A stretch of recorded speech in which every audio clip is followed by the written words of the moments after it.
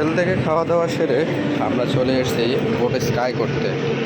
এখানে বোটিং করা হয়, চাইলে কেউ নিজে নিজেও করতে পারেন অথবা আপনাকে ড্রাইভ করে পুরো লেকটা ঘুরিয়ে দেখাবে সে ব্যবস্থাও আছে।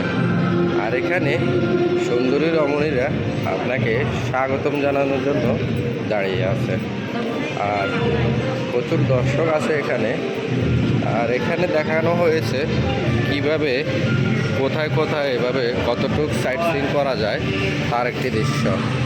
এই যে সামনে বড় স্ক্রিনে ওয়েলকাম শোরুম আপনাদেরকে দেখানো হচ্ছে এখানকার আশেপাশের ভিউ পয়েন্টগুলো। আমার থেকে জায়গাটা খুব ভালো লেগেছে, আপনাদের কাছে কেমন লেগেছে জানাবেন। বিষয়টা মজাদার। রাস্তা পারাপার করার জন্য এখানে আপনাকে রাস্তার এপার থেকে ওপারে দৌড়ে আসতে হবে না, আন্ডারগ্রাউন্ড করে দিয়েছে আপনাকে রাস্তা পার হতে। আমরা ঠিক এ সাইড দিয়ে ঢুকেছি আর এ সাইড অপর সাইড দিয়ে বেরিয়েছি।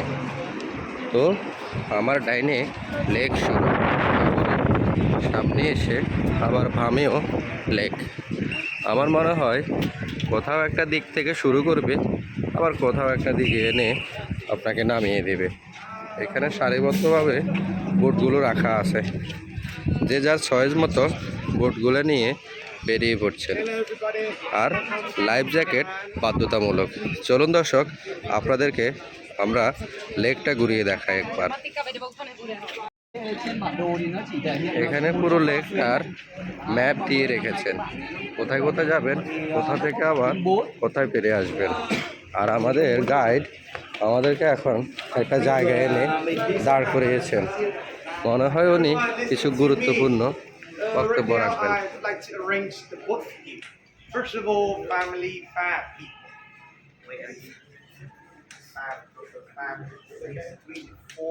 So you go 4, 1 or 2, 3?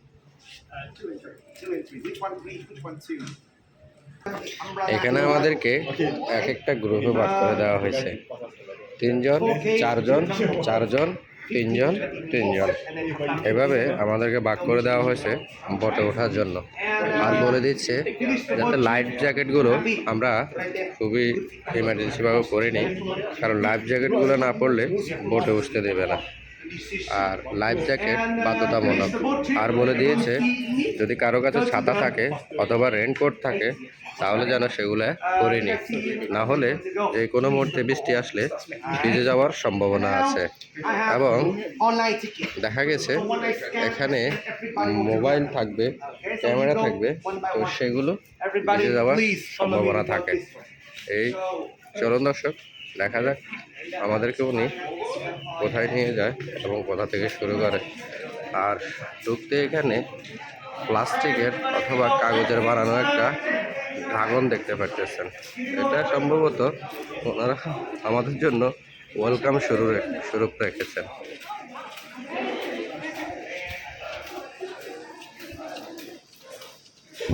এই রেলিংগুলো করে দেওয়া হয়েছে যাতে হাঁটার সময় গ্যাদারিং না হয়ে যায়। 1 বাই 1 খুবই স্মুথভাবে পার হওয়া যায়, কারণ এগুলো না দিলে একে অপরের সাথে ধাক্কা লাগার সম্ভাবনা খুব বেশি থাকে। আর এখানকার প্যাগোডাগুলো টিম্বারের তৈরি, এগুলো সম্পূর্ণ আস্ত গাছ কেটে গাছ থেকে তৈরি করা হয়েছে। আর রেলিংগুলোও গাছেরই তৈরি। তো চলুন দর্শক, সামনের দিকে যাওয়া যাক। দেখা আছে বোট ডক। তো আমরা এখন আমাদের চয়েস মতো একটি করে বোটে উঠে যাব। এই জায়গাটা মনে হয় খুব জনপ্রিয়, কারণ এখানকার সিনগুলো খুবই অসাধারণ। আর এখানে যে ডিসিপ্লিন ব্যবস্থা রেখেছেন, কাঠের যে রেলিংগুলো করে রেখেছেন, এগুলো খুব লম্বা এবং দীর্ঘ লাইনের। আমার মনে হয় প্রতিনিয়ত এখানে প্রচুর দর্শনার্থী আসে, যার কারণে এত বড় লম্বা লাইনের প্রয়োজন হয়।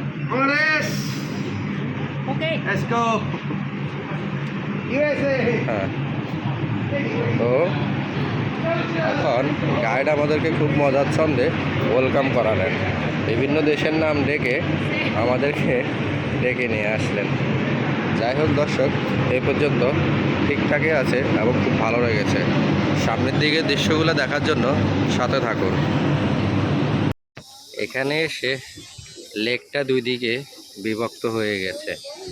কেউ সামনের দিকে সোজা যাচ্ছেন, আবার কেউ বা আবার বামে যাচ্ছেন। কোন দিকে কি আছে এখনো জানতে পারিনি। সম্ভবত যারা সামনে যাবে তারা আবার লেফট সাইডে ঘুরে আসবে, আর যারা লেফট সাইডে যাবে তারা আবার সামনের দিক থেকে ঘুরে আসবে। এরকমই মনে হচ্ছে আমার কাছে। তো দেখা যাক সামনে কি হয় এবং কত দূর যায়। এখানে পানিগুলো খুবই স্বচ্ছ, নিচে পর্যন্ত কি আছে সেগুলো দেখা যায়। আমার মোবাইলটা পানিতে পড়ে যাওয়ার সম্ভাবনা আছে বলে আমি আপনাদেরকে নিচের দিকে দেখাচ্ছি না। তো এই পাহাড়টায় একটা গুহা আছে। এই লেকটা গুহার ভিতর দিয়ে অপর একটি লেকে সংযুক্ত হয়েছে। আমাদেরকে এখন সম্ভবত গুহার ভিতর দিয়ে যেতে হবে।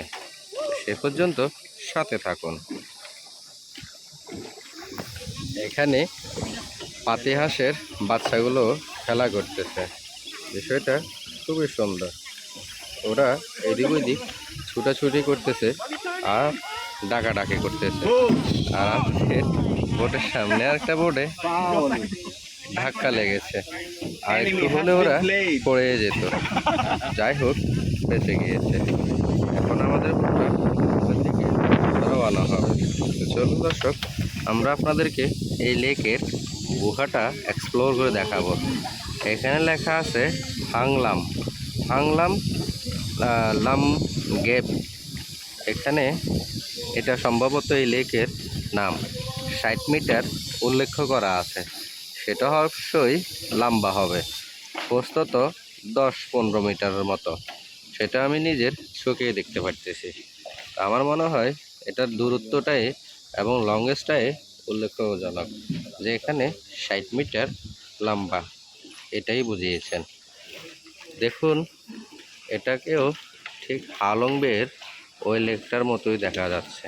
তো ওখানকার গুহাটাকেও আমার কাছে এরকমটাই মনে হয়েছে। এখানেও ঠিক একই ধরনের গুহা। এগুলো হাজার বছর ধরে লাইমস্টোন পাহাড়ের গা ছুঁয়ে ঝর্ণা আকারে পানি পড়তে পড়তে এই লেকগুলোর তৈরি। আর এর উপরটা দেখুন, একটা মাথা উপরে ভাজার সম্ভাবনা থাকতে পারে। সেজন্য আপনাকে সবসময় সতর্ক অবস্থা থাকতে হবে। এই ছিল দর্শক এখানকার গুহাটা। আশেপাশের ভিউগুলো দেখুন একবার। চমৎকার এবং রোমাঞ্চকর কিছু মুহূর্ত কাটাতে এটার জুড়ি নেই। আর এখানে আসলে যে কারো মন ভালো হয়ে যাবে না সেটা বলাই বাহুল্য। আপনি যত ডিপ্রেশনে থাকুন না কেন, এখান থেকে যদি একবার ঘুরে যান আপনার মন ফ্রেশ হয়ে যাবে। আমি শিওর আমার কাছে অনেক ভালো লেগেছে, আর আপনাদের কাছেও অনেক ভালো লাগবে।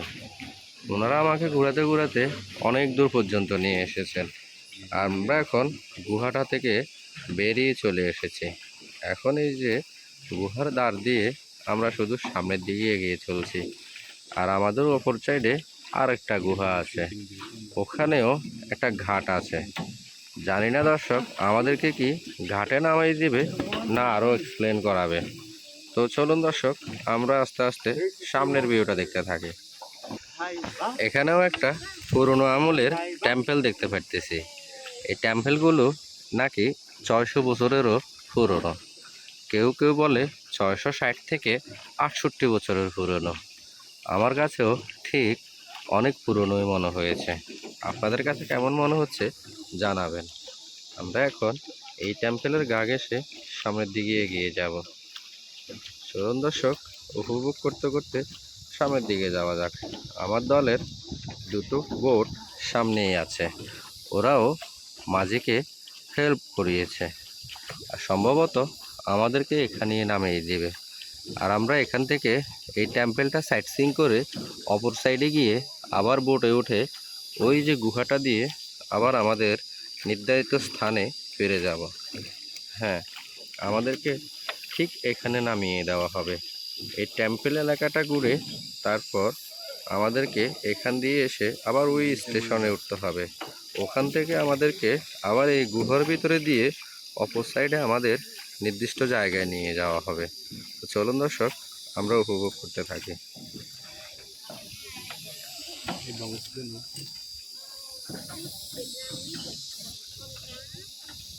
ক্যামেরাতে পুরো টেম্পেলের পিকচারটা ক্যাপচার করা যায় না বিধে আমি মোবাইলে ধারণ করে নিয়েছি।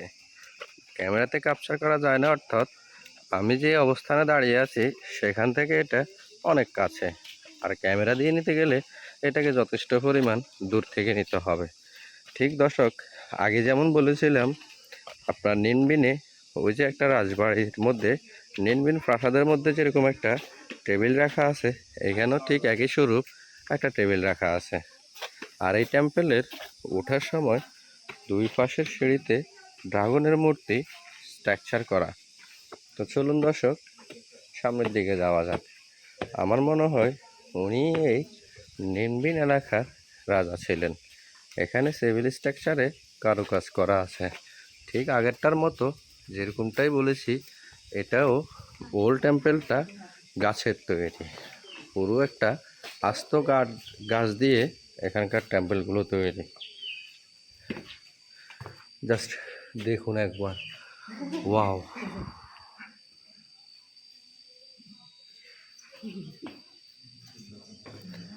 আর আমার মনে হয় এগুলো সব সোনায় মোড়ানো, তবে সেটা তো সম্ভব না, সম্ভবত এটা পিতলের তৈরি হবে। আর এই হচ্ছেন মূল রাজা, ওনাকেই আমি ওই টেম্পেলটাতে দেখেছি। ওনার এখানে অনেকগুলো স্ট্যাচু আছে, সম্ভবত উপরে ওনার নামও আছে। আর এখানে লোকে পুজো দিতে আসে। ঠিক বামেই আছেন ওনার সৈন্য সামর্থ্য এবং উনি উজির নাজির সেনাপতি এবং সবাইকে নিয়ে উনি একটা স্টেজে বসে আছেন।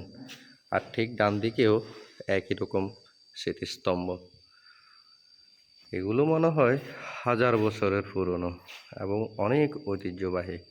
তবে এটা সোনার কি না আমি জানি না, হলেও হতে পারে, হয়তোবা বিষয়টা হাইড করে রেখেছে চুরি হওয়ার ভয়ে। নিচের এই সিভিল স্ট্রাকচারগুলো পরে সংস্করণ করা, উপরের কাঠের তৈরি টেম্পেলগুলো সে আগে থেকে। আমি আপনাদেরকে উপরের দিকটাও একটু দেখাচ্ছি। আর এগুলো এক একটা আস্ত গাছ। এগুলো কি গাছ আমার জানা নেই, আপনাদের যদি কারো জানা থাকে তাহলে জানিয়ে দেবেন প্লিজ। আর আমার মনে হয় এক একটা গাছ কম করে হলেও 25 থেকে 30 মিটার হবে। 30 মিটার হবে না, 20 মিটার থেকে 25 মিটার হবে। প্রায় আমার মনে হয়েছে 65 থেকে 70 ফিট পর্যন্ত লম্বা। আমরা এখন বাইরের অংশে চলে এসেছি, এদিকটা খুব ভালো কিছু একটা নেই। তবে আমার দলের সদস্যরা যেখান দিয়ে এসেছে সেখান দিয়ে ফিরে যাচ্ছে। আমি একটু ডিফেন্স সাইডে যাচ্ছি, এখান দিয়ে গেলে আমাকে আর অতটুক ঘুরে আসতে হবে না। এটা হচ্ছে এই প্যাগোডা অথবা এই টেম্পেলের গার্ডেন। এখানে কাঁঠাল গাছ সহ অন্যান্য কিছু গাছ রোপণ করা আছে। বলতে গেলে কাঁঠাল গাছ, জাম্বুরা গাছ, লিচু গাছ, অ্যাভোকাডো গাছ, এই সমস্ত টাইপের বাগান এটা। এখানে কিছু গাছের মধ্যে কাঁঠালও দেখতে পাওয়া যায়। কাঁঠালগুলো বড়ও না বেশ ছোটও না, মোটামুটি মাঝারি ধরনের। আর ঠিক পাশেই হয়তোবা আনারস বাগানও আছে। তো টোটাল বিষয়টা মিলে অ্যামেজিং এবং আমার কাছে খুব ভালো লেগেছে। সামনে আর একটা প্যাগোডা অথবা টেম্পেল যাই বলুক না কেন সেটা আছে। আর এটা হচ্ছে এখানকার এই রাজবাড়িটার পুকুর, বা এটাকে তালাব বলতে পারেন। তৎকালীন সময় রাজাদের প্রত্যেকটা রাজবাড়িতেই এরকম করে তালাব ছিল। আর এগুলো থেকে নাকি অটোমেটিকভাবে ওনাদের প্রাসাদের বিভিন্ন জায়গায় পানি পৌঁছানো হতো। ঠিক কী কৌশল ব্যবহার করে এখান থেকে ওনারা পানি নিয়ে যেতেন এগুলো মানুষের অজানা। তবে ভালো করে রিসার্চ করলে আমার মনে হয় বের করা সম্ভব। ঠিক তাজমহলও একইভাবে এভাবে তালাব থেকে তাজমহলের বিভিন্ন জায়গায় পানি নেওয়ার গল্প আছে। শ্রীলঙ্কাতে রাভানা টেম্পেল বা অন্যান্য যে সমস্ত টেম্পেল আছে ওই সমস্ত টেম্পেলগুলোতেও একইভাবে পানি নেওয়ার ব্যবস্থা আছে। এই পুকুরটাতে অনেকগুলো গোল্ডেন ফিশ আছে। এখানে সম্ভবত ফিশারিজ করে রেখেছেন, সম্ভবত এগুলাকে একুরিয়াম টাইপের করে। আর এটাও তাদের একটা ধর্মশালা, এখানেও এসে লোক প্রার্থনা করে। চলুন দর্শক, আমরা গিয়ে দেখি কার কী ধরনের প্রার্থনা, একটু স্বচক্ষে দেখে আসি। এটাতেও ওঠার সময় ঠিক যেমনটা বলেছিলাম, সিঁড়ির দুই পাশে কারুকাজ করা আছে। আর এটা একটু ডিফারেন্ট, এখানে কিছু পানির মটকা রাখা আছে। এই মটকাগুলোও অনেক বছরের পুরানা, এখানে পানিও আছে। তো চলুন দর্শক, ঢুকে আমরা। আর ঠিক মাঝখান দিয়ে ঢুকলে দেখা যাবে এরকম একটা স্ক্যাচ। তো এগুলো ড্রাগনের বিভিন্ন আকৃতিতে তৈরি করা। এদের দরজাগুলো দেখুন একবার, এগুলো ঠিক কী কাঠের তৈরি দরজা আমি জানি না, তবে যে কাঠেরই হোক না কেন, এগুলো অনেক শত শত বছর ধরে এভাবেই আছে। না এটা নষ্ট হবে, না এটা পোকায় খাবে, না এটা পানিতে নষ্ট হবে। এখানেও ঠিক টিম্বারের স্ট্রাকচারের দ্বারাই এই প্রাসাদটা তৈরি। আমার কিন্তু গাছ খুব পছন্দ, আমার নিজেরও ইচ্ছে ছিল গাছের একটা বাড়ি বানাবো, মানে কাঠের বিভিন্ন কারুকাজ দিয়ে টিন শেড করে একটা বাড়ি তৈরি করব। সেটা আর হয়ে উঠলো না। এখানে রাজাদের ব্যবহার করা বিভিন্ন বড় বড় সাইজের কয়েকটা মটকা রাখা আছে। এখানে কিছু শরাব পাত্র রাখা আছে। এগুলো সংস্কার করে 2021 সালে কেউ হয়তো ওনাদেরকে গিফট করেছেন। এই হচ্ছেন টেম্পেল। দেখুন একবার, কি নয়ন জুড়ানো অবিরাম সৌন্দর্য এবং শৈল্পিক কারুকাজে ফুটিয়ে তুলেছেন। আমার কাছে বেশ ভালোই লেগেছেন। উনি হয়তো এখানকার রানী বা এই রাজার মেয়ে হবেন, যেটাকে রাজকুমারী বলে। এখানের দেওয়ালের প্রত্যেকটা জায়গাতে ড্রাগনের কারুকাজ করা, আর এই ড্রাগনের কারুকাজের জন্যই এখানকার এই সৌন্দর্যগুলো ফুটে এসেছেন। তো দর্শক জানাবেন, উনি কি এখানকার রাজকুমারী অথবা রাজার রানী? আমি সঠিক বলতে পারলাম না। চলুন দর্শক, এখন এবার বেরিয়ে যাওয়া যাক। আমার সাথে যে দুই ভাই এসেছিলেন, ওনারা মাত্রই এসেছিলেন। আমি দর্শক আপনাদেরকে কাঠের দরজাগুলো আরও একবার দেখাই। এগুলোর নিচ থেকে শুরু করে উপর পর্যন্ত শুধু দেখতেই মন চাইবে আপনার। আর এক শৈল্পিক কারুকার্যগুলো করার জন্য আমার মনে হয় এশিয়া মহাদেশে এর কারুকাজ করার মতো কারিগর খুঁজে পাওয়া খুবই কষ্টসাধ্য। বর্তমান জামানায় অত্যাধুনিক মেশিনের দ্বারা, সিএনজি মেশিনের দ্বারাই হয়তোবা দেখা গেছে এগুলার মডেলকে আপনি সেট আপ করে মেশিন দিয়ে করতে পারবেন, তবু এতটা নিখুঁত হবে বলে আমার মনে হয় না। এখানে তারা তাদের মনের মাধুর্য মিশিয়ে এই শৈল্পিক কারুকলাপগুলা ফুটিয়ে তুলেছেন। তো দর্শক, এই পর্যন্ত ছিল আমাদের আজকের ভিয়েতনামের নিনভিন এলাকার কানেকশান। তো সামনের দিকে দেখতে থাকুন, আবার